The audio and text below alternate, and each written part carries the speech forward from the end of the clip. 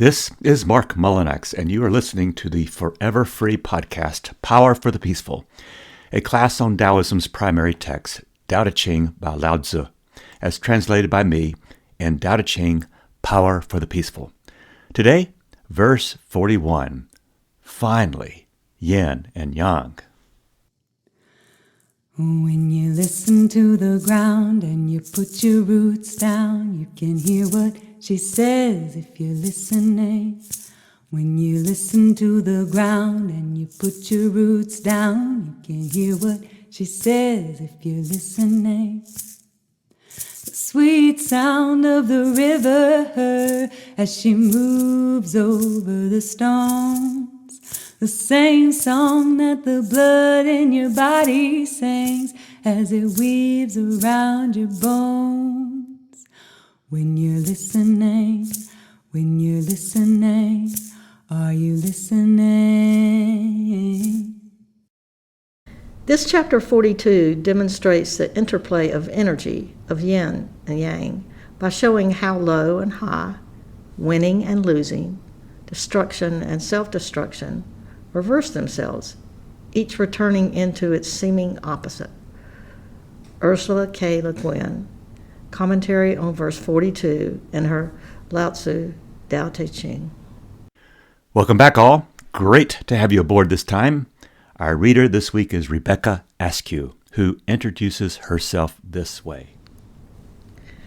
My name is Rebecca Askew. I practice minimalism, which means that I decide what is important to me, and then I attempt to let go of everything else. I try to apply minimalism to my stuff, my commitments, my relationships. Reading the Tao Te Ching focuses my thoughts. Don't miss it, or you'll blink. Today's verse contains the one and only direct reference to yin and yang. It's in just one sentence of this verse, the fifth of this 10-sentence verse, a verse which Rebecca will now read. Verse 42, foundation of teaching. Tao births unity. Unity births complements. Complements birth triads. From these come all things.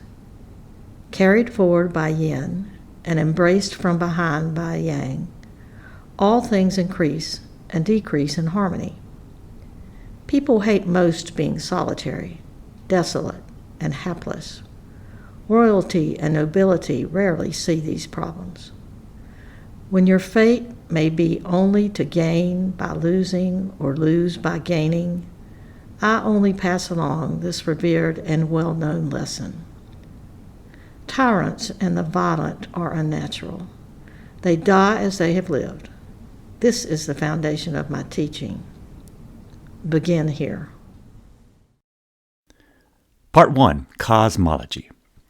Verse 42 begins with cosmology, or a kind of mythical creation, metaphysical story, but one with few details.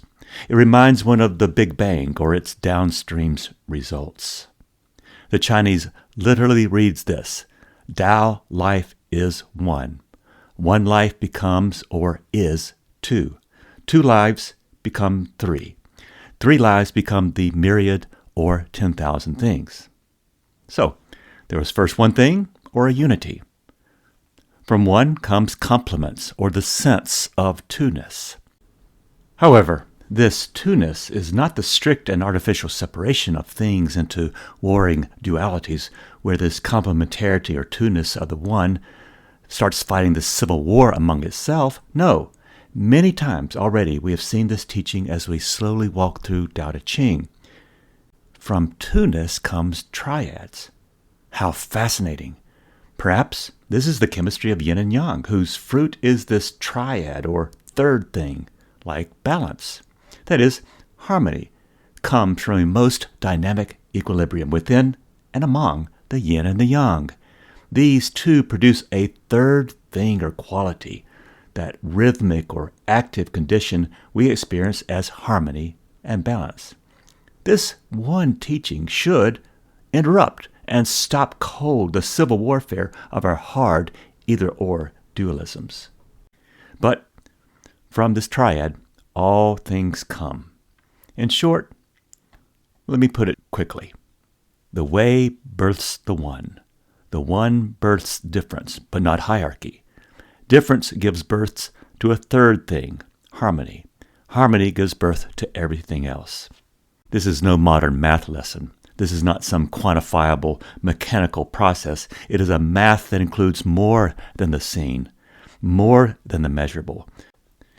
It contains mystical and imaginary values charged with pulsing energy. For example, what's not being talked about is our familiar model of cell division. 1 produces 2, 2 produces 4, 4 produces 8.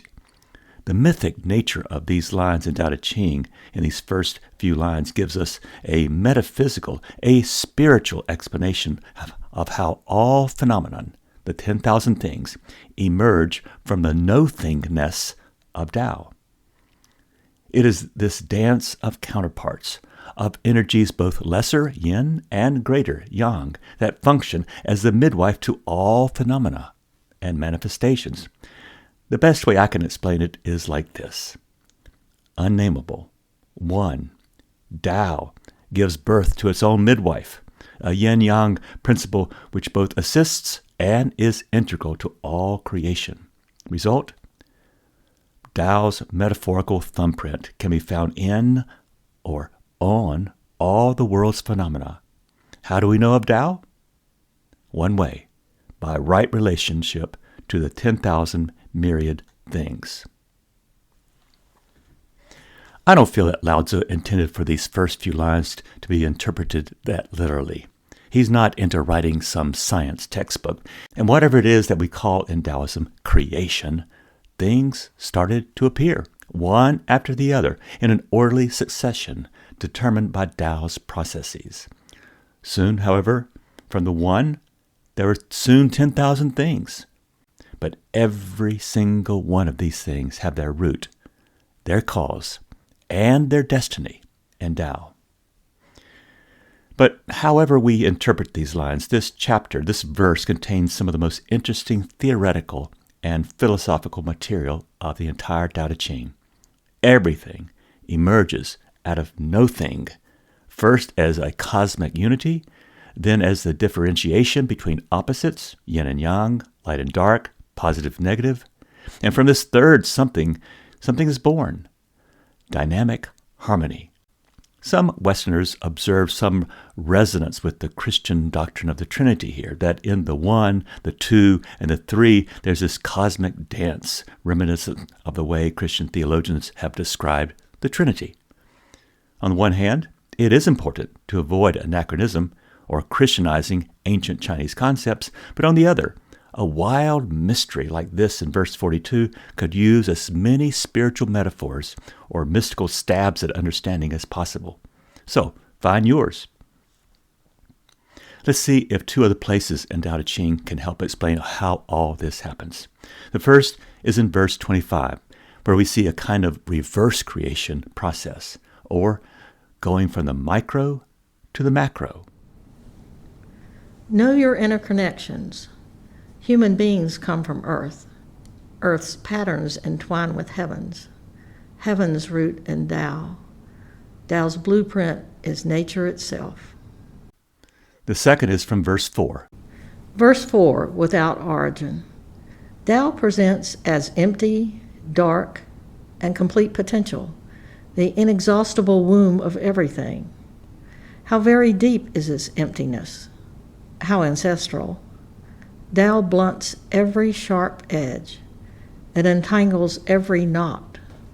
Its brilliance merges deep in the dusty world, beyond our fat-fingered words and ways to frame it. So profoundly hidden, still, and clear, it hardly appears, but that is the way it is. I have no idea whose offspring it is. Consider it the ancestor of the gods. When you're listening, are you listening? When you're listening, are you listening? Part 2, Yin and Yang.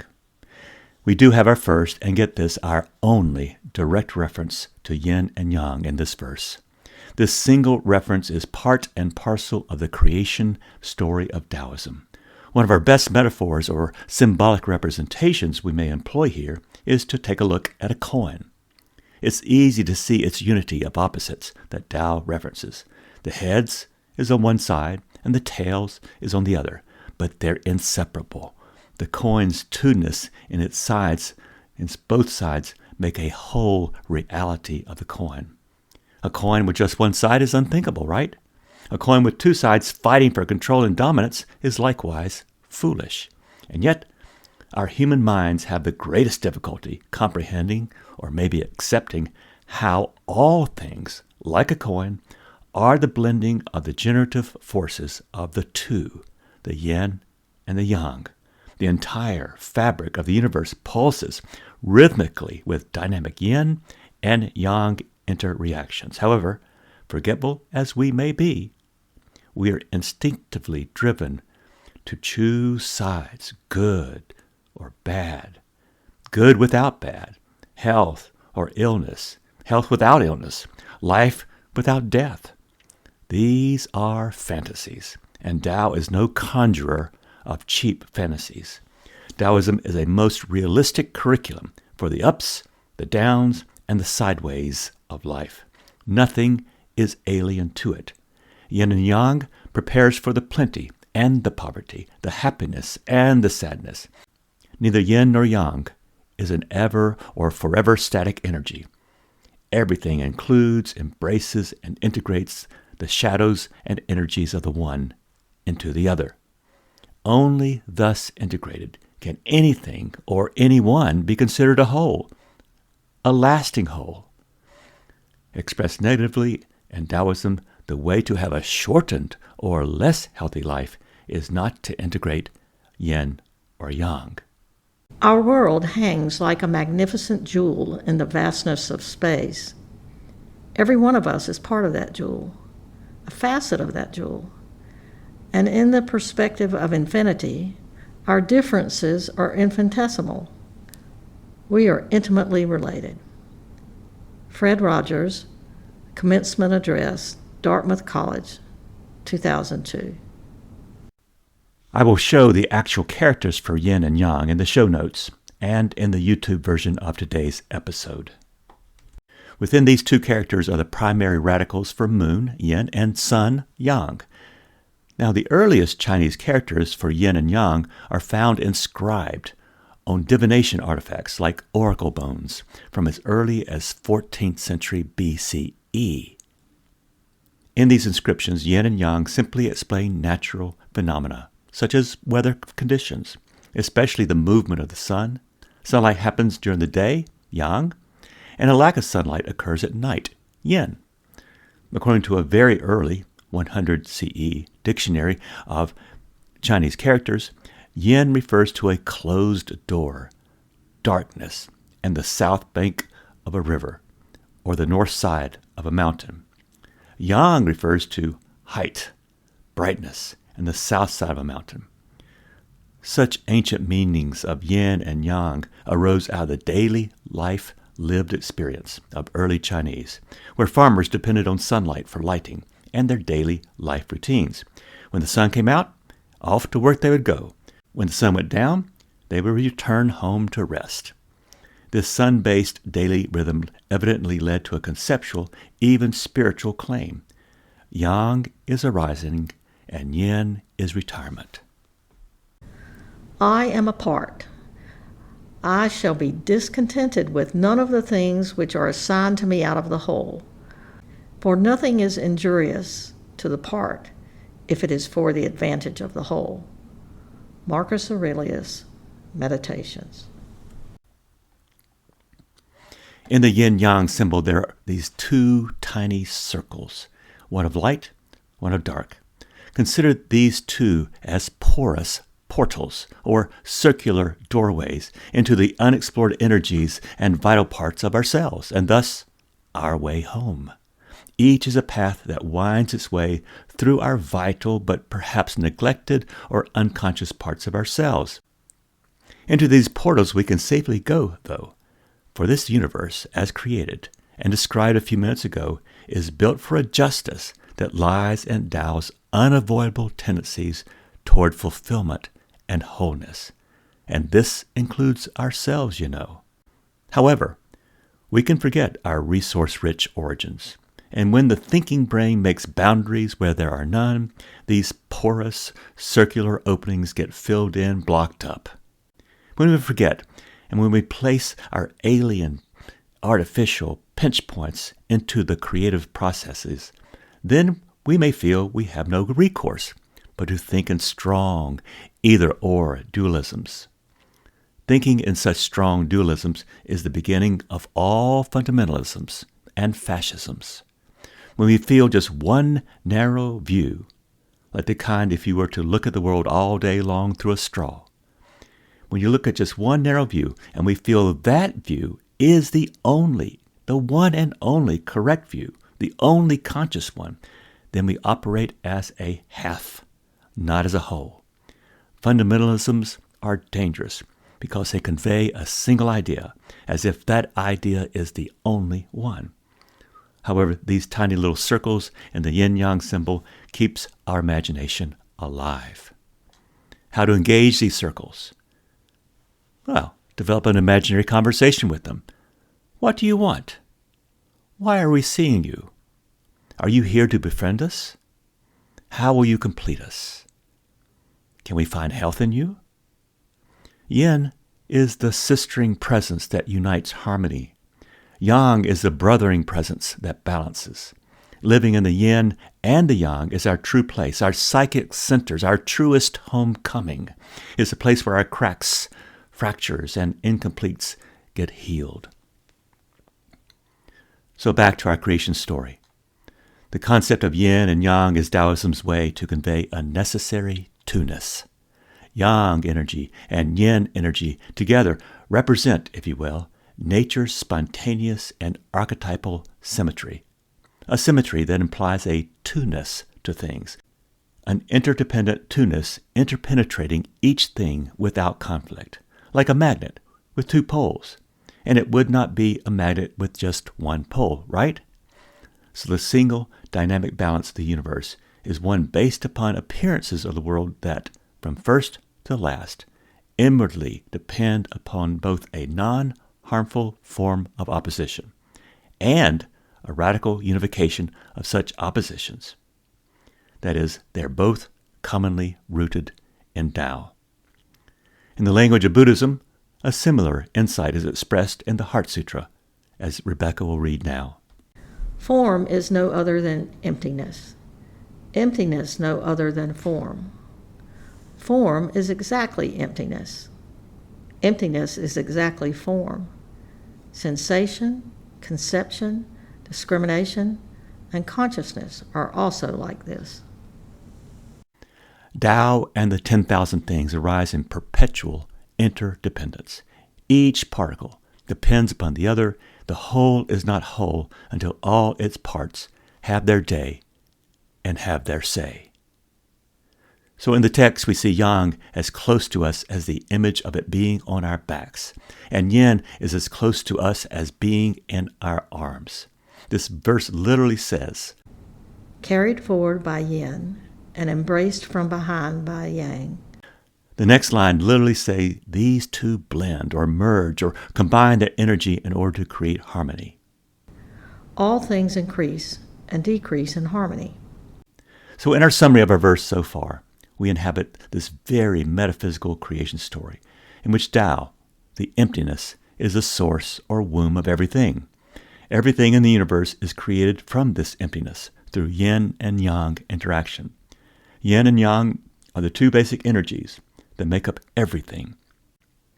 Yin and yang are differing, relating, co-creating, codependent, and co-interdependent. Tao, the emptiness, contains infinite possibilities of energy and matter. Everything in the universe consists of both yin and yang elements. The vital force, Qi, arises from the constant, ever-shifting interplay between yin and yang. When you're listening, Are you listening?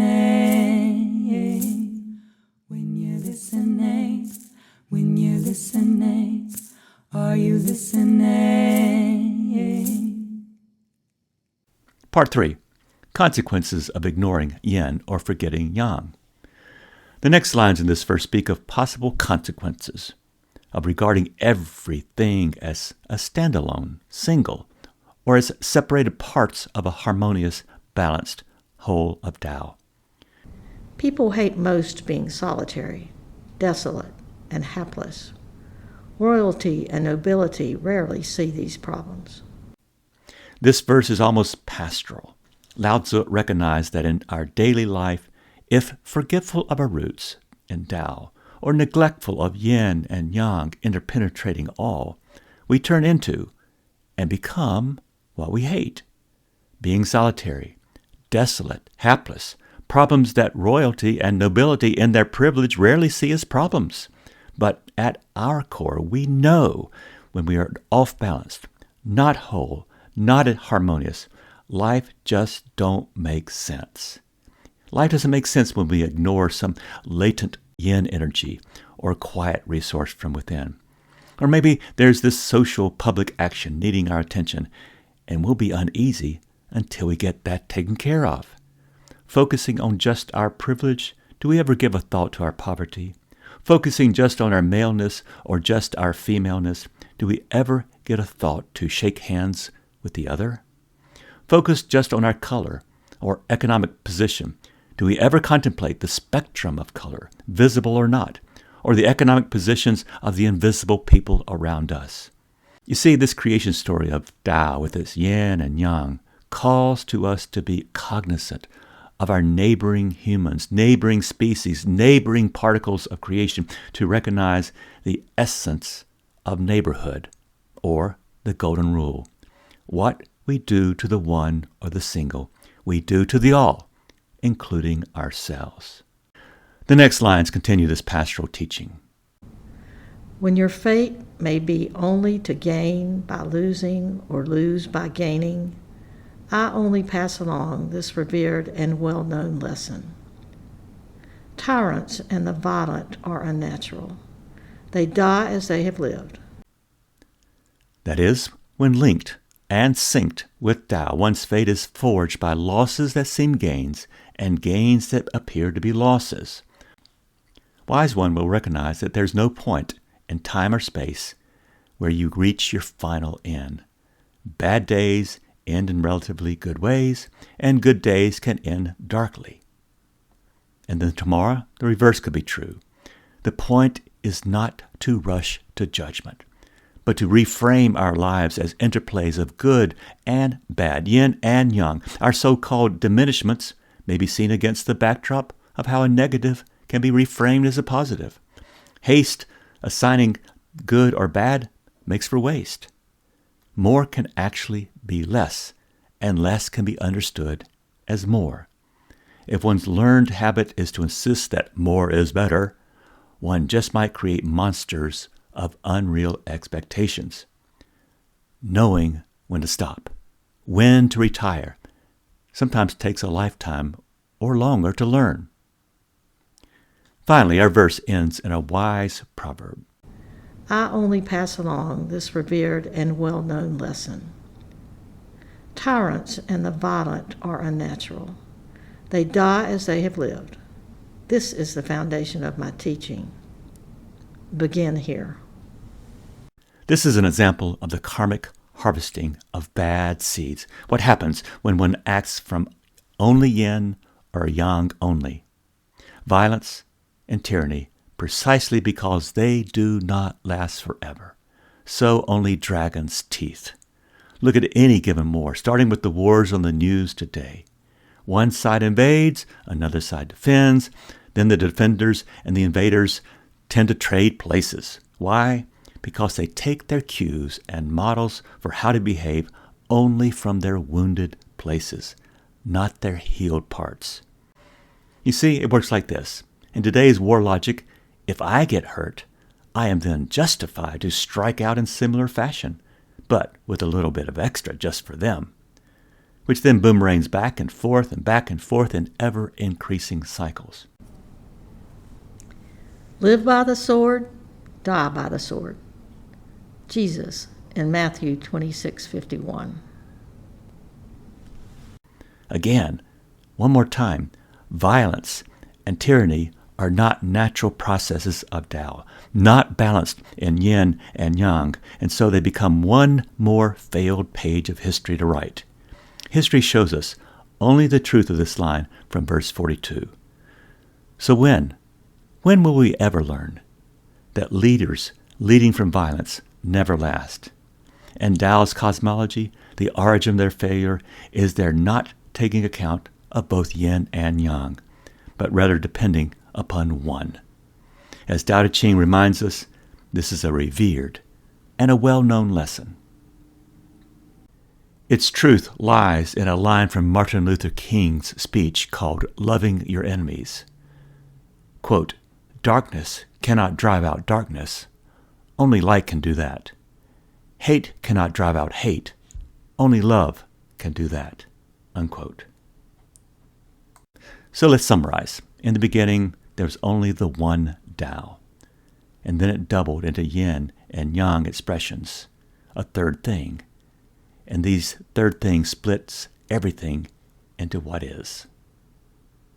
If we want to live healthy lives, we follow the balance among Yin and Yang. This helps us to reframe gains and losses as a balanced equilibrium, but to focus on just one part, or try to freeze this fluid equilibrium, we're just preparing for violence. And now, it's time for Rebecca's question. For one gains by losing and loses by gaining. Now that brings up a question for me. This quote seems to be a universal truth, and I enjoy finding such truths to use in my practice of minimalism. One gains by removing unimportant stuff and loses by adding unimportant stuff. Lao Tzu's writing style is spare and without excess words, exactly as if he removed all the less important verbiage. Do you think he practiced minimalism? Oh, Rebecca, I love this question. Never have I associated a modern movement like minimalism with Tao, but it handshakes so well with the most central Tao concept of Wu Wei, or wise action, early retirement of action. Doing and possessing less leads to having more, not more stuff, but possessing only the necessary leads, paradoxically, to a richer and more textured life. So Taoism reminds us that we are more like travelers through the world, not everlasting residents. So this less is more teaching is a spiritual practice across the ages and across the spiritual traditions. It is contentment with what one has, without that needless addition or multiplication of stuff. The Baha'i scripture contains this verse: "Put away all covetousness and seek contentment, for the covetous hath ever been deprived, and the contenteth hath ever been loved and praised." Now the Prophet Muhammad, peace be upon him, said, "Miserable is the one who is a worshiper of the dinar and the dirham, or money, the one who is after the velvet and the long clothing. If he is given of them, he will be satisfied. However, if he is not given from them, he will not be pleased." Now, going over to Buddhism, Buddha's entire program is a reduction of attachments to thoughts, attachment to things and habits, and reducing these desires brings peace and enlightenment. Hinduism agrees. In Bhagavad Gita 2.70, a person who is not disturbed by the incessant flow of desires that enters like rivers into the ocean, which is ever being filled but is always still, can alone achieve peace, and not the person who strives to satisfy such desires. Christianity joins this choir as well, Matthew 6:19-21, where Jesus says, "Do not store up for yourselves treasures on earth, where moths and vermin destroy, and where thieves break in and steal, But store up for yourselves treasures in heaven, where moths and vermin do not destroy, and where thieves do not break in and steal. For where your treasure is, there your heart will be also. So, Rebecca, many world faiths agree about a minimalist point of view. One sheds the unnecessary. Why? To focus upon the necessary. My commentary on this is that when we humans, when on the addictive drug of ego, are not ready to discern a most important question, what is the difference between wants and needs? And Rebecca, Taoism is like this too. We've talked about Wu Wei hundreds of times in this podcast. We've had an entire session devoted just to, quote, early retirement, unquote, of our needless desires. Because nature has an early retirement system as well. No storm, no earthquake, no season, no spell of good or bad luck lasts forever. Therefore, we focus upon Tao's resilience to help us discern what is rooted and therefore permanent and what is temporary and can be given away. Even Tao Te Ching's verses are minimalist. 81 verses, only 5,000 words, or about 62 words per verse. And here's a few of the Tao Te Ching's minimalist teachings. Verse 19, interrupt sanctified holiness, forsake sophistication. People are 100 times happier without all these contrivances. Interrupt the rules of family devotion and discard those exhausting ancestral duties. People will naturally recover what family means. Interrupt cunning. Forget profit. Notice how theft diminishes. These 3 interruptions are just the beginning. Your goal is peace in your essence. And here's what's next. Discern the simplicity of everything like raw silk. Embrace the uncomplicated and unvarnished nature of things like an uncarved block of wood. Become smart by reducing self-interest and control. Practice wise self-interruption and break the complication habit. Next, verse 48, which is coming up in a few weeks, Tao's math. Pursuing knowledge, your routine is multiplication. Pursuing Tao, it is subtraction. Prune, lose, diminish, keep subtracting until there's no doer, no pursuing. With no pursuit and not doing, pure action shows itself. But keep your thumb on the scale, and it's meddling upon meddling. Get out of your own way and rejoin Tao's way. Verse 59 also emphasizes the idea of letting go of unnecessary baggage. The way to endure, part 2. Whether governing people or serving heaven, nothing works better than restraint. Practicing restraint, one prepares for the future. Then verse 64, beginnings, part 2. It is easier to manage undeveloped things. When something has not yet emerged, it's easy to manage. Undeveloped things are the easiest to disrupt. Trifling matters disperse best. Resolve things, therefore, before they become unsolvable. Order your affairs before chaos happens, and it will. And I love verse 80 near the end of Tao Te Ching. It says like this, even if you possess labor-saving devices to increase your economy by 10 or 100 times, do not use them. Let them all decay. Limit your travels. Consider only the value of your lives here and now, where they are. May your boats and wheeled vehicles have nowhere to go and so fall into neglect. The same for armor and weapons. No displays, no uses, just dust collectors. Delight in your food. Appreciate the simple beauty of your clothes. Find enchantment at your hearth and discover your joy in a modest life. So, Rebecca, you've helped us isolate, I think, a key theme in nearly every spirituality of our world. It's also present in Taoism. There's this natural urge, I believe, in us, a natural urge to be humble, to acquire less, to think of others more, though this urge can be overcome by living on ego gas in our material world.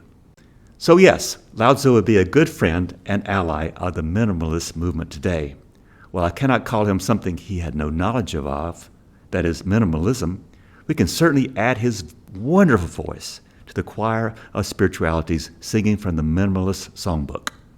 Now, Rebecca, did I answer or respond to your question? Do you have any comebacks? No, I think you nailed it, Mark. Well, thanks for being here today. Thank you so much for being our voice today, and I look forward to talking with you more. This podcast is an original labor of love, designed, written, and co-produced by many, whose central idea is that Tao Te Ching is good news for today. Tao still speaks. Rebecca Askew's voice centered our episode this week. The ever-harmonizing Audrey Davis is our valued artist. Molly Hartwell sings her balancing song, Put Your Roots Down. Fortress Press holds the copyright for quotations from my Tao Te Ching translation. Thank you to you, Yin and Yang listeners, for your attendance in our class today on Taoism. May your days arise in peace and your nights fall into radical hope.